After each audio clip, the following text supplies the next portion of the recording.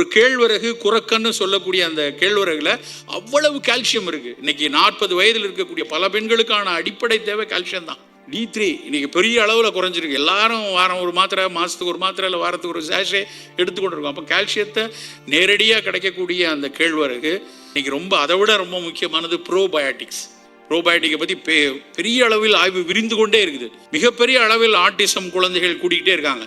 இப்போ ஓரளவுக்கு கண்டுபிடிக்கிறான். ஆட்டிசத்துக்கான காரணத்தில் ரொம்ப முக்கியமானது கட் பயோம் சரியா இல்லை.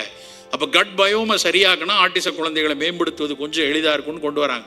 நம்ம ஊரில் இருக்கக்கூடிய நீராகாரம், சாதத்தை போட்டு வச்சு தண்ணியை ஊற்றி வச்சுட்டு காலையில் கரைஞ்சி ஒரு கப்பு குடித்தா அதில் இருக்கக்கூடிய மில்லியன்ஸ் ஆஃப் ப்ரோபயோட்டிக் நம்ம உடலுக்கு நேரடியாக உதவி செய்யக்கூடிய ஒரே ஒரு கப்பு காலையில் அது கொடுக்கலாமே. ஸோ காலையில் நம்ம போய் கஞ்சி போய் நான் நெஸ்லேருந்து ஒரு ஃப்ளேக்ஸு, அந்த ஃப்ளேக்கை வாங்கி பாலை ஊற்றி அப்பெல்லாம் சாப்பிட்றதுக்கு நம்ம ஊரில் இருக்கக்கூடிய அந்த கஞ்சிகளை நாம் பயன்படுத்தணும்.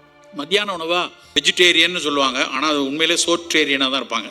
சோறு தான் நிறைய இருக்கும். காய் இப்படி வச்சுப்பேன், இப்படி வச்சுட்டு அது வெஜிடேரியன். அப்படி இருக்கக்கூடாது. நிறைய காய்கறிகள், கொஞ்சோல சோறு, நிறைய புலால் எடுத்தோன்னா நல்ல மீன், நல்ல ஒரு காடை, இது அது மாதிரியான புலால் உணவு, கொஞ்சம் போல சோறு.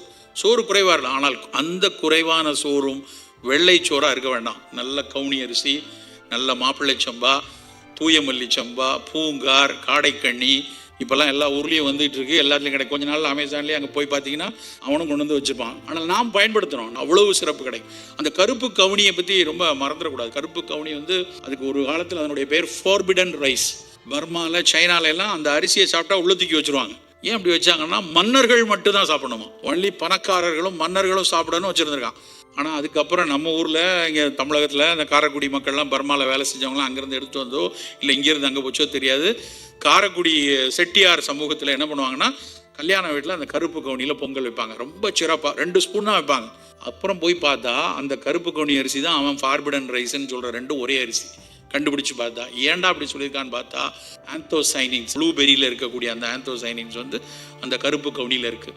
புற்றுநோயை தடுப்பதற்கு. அம்மாவுக்கு பிரஸ்ட் கேன்சர் இருக்குது, நம்ம பொண்ணு 45 வயசு ஆகுது, நம்ம கவுனி அரிசி வாரத்துக்கு 2 நாள் சாப்பிடுவோம்.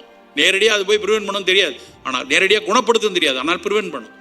ஏதாவது ஒரு வகையில் காத்து கொடுக்கும். நம்ம அப்பாவுக்கு குடலில் கேன்சர் இருக்குது, நம்ம எடுத்துக்கொள்ளலாம் மாப்பிள்ளை சம்பாவோ கவுனி. ப்ராஸ்டேட் கேன்சர் வர வாய்ப்பு இருக்குது. எனக்கு 55 வயசாகுது சார், ராத்திரியில் 2 தடவை யூரின் போகிறேன், ப்ராஸ்டேட் கிளாண்ட் லேஸாக வீங்கி இருக்குது, PSA 7.4 போகுது, எங்கே இது கூடிருமோன்னு பயமாக இருக்குது அப்படின்னு வந்தால் டேக் மாப்பிள்ளை சம்பா எடுக்கலாம். இங்கே அமெரிக்காவில் ராஸ்பெரி சாப்பிடுங்க அப்படிங்கிறான். ராஸ்பெரியும் அதனால தான், லைக்கோபின்காக தான், அந்த ரோஸ் கலர் ரெட்டு, அதுக்காக தான் அதை சாப்பிட சொல்கிறார். நாம் ஏன் நம்ம ஊர் மட்டக்களப்பிலேருந்து சிவப்பு சம்பா எடுக்கக்கூடாது?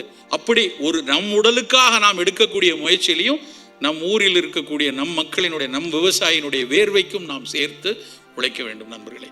அப்படியான உணவு திட்டம் இன்றைக்கு ரொம்ப ரொம்ப அடிப்படை. எந்தெந்த பொருள்லாம் கசப்பாக இருக்கோ, எந்தெந்த பொருளெல்லாம் துவர்ப்பாக இருக்கிறதோ, ஏதோ ஒரு மருத்துவ குணத்தை வச்சிருக்கோம். அது 6 சுவையும் நல்லதுதான். இனிப்பு, உப்பு ரெண்டும் ஒரு வயசுக்கு மேலே, 30 வயசுக்கு மேலே அது மேலே ஆசையே படக்கூடாது. சார் நான் 0 கலோரி ஸ்வீட்னர் சாப்பிடலாமான்னா வேணாயா, WHO சொல்லிட்டான், அதையும் சாப்பிட்டு பிளாடர் கேன்சர்லாம் வர வச்சிடாதீங்கன்னு சொல்லிட்டு இருக்கான். ஸோ இனிப்பு வேண்டாம், உப்பு குறைச்சிடும்.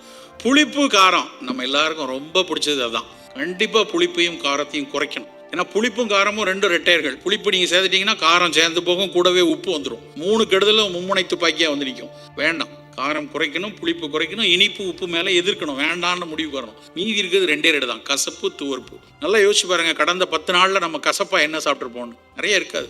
பாகக்காய், கோவக்காய், வெந்தயம், வாழைப்பூ, வாழைத்தண்டு, இது கிடைக்கிற விஷயங்கள் எடுத்துப்போம். அப்படி இல்லைன்னா நான் பெரும்பாலும் சொல்றது என்னன்னா, நாம் எங்கு வசிக்கிறோமோ நமக்கு அருகாமையில் விளையக்கூடிய காய்கறிகள் கோடி கோடி நன்மை தான். எல்லா மண்ணிலையும் ஏதோ ஒன்று பக்கத்தில் விளையும்.